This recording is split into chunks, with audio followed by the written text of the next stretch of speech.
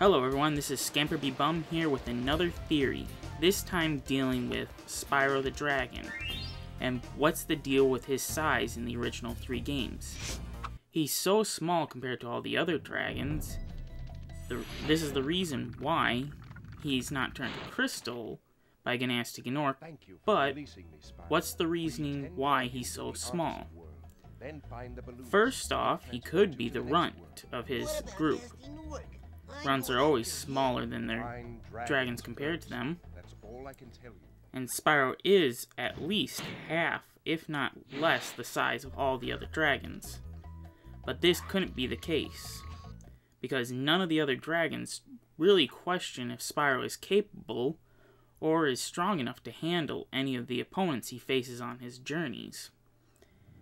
They actually even give him compliments or even say that he can do things that they did at their ages. He can't be the runt of his group. Then could he have hatched differently compared to the rest of the dragons in his group?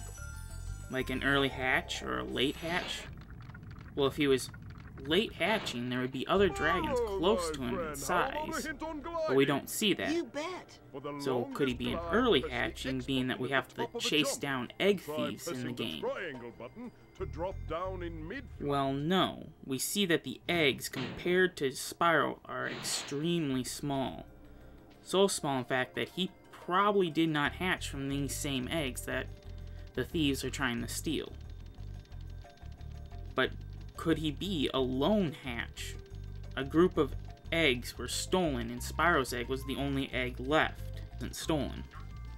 But if this was the case, shouldn't the egg thieves be considered more of a priority than Gnasty Gnorc?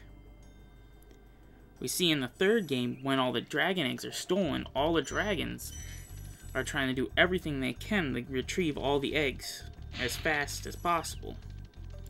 So we know it couldn't deal with Spyro's hatching or him being the runt of the litter. But when you compare Spyro to how all the other dragons look, you notice something strange.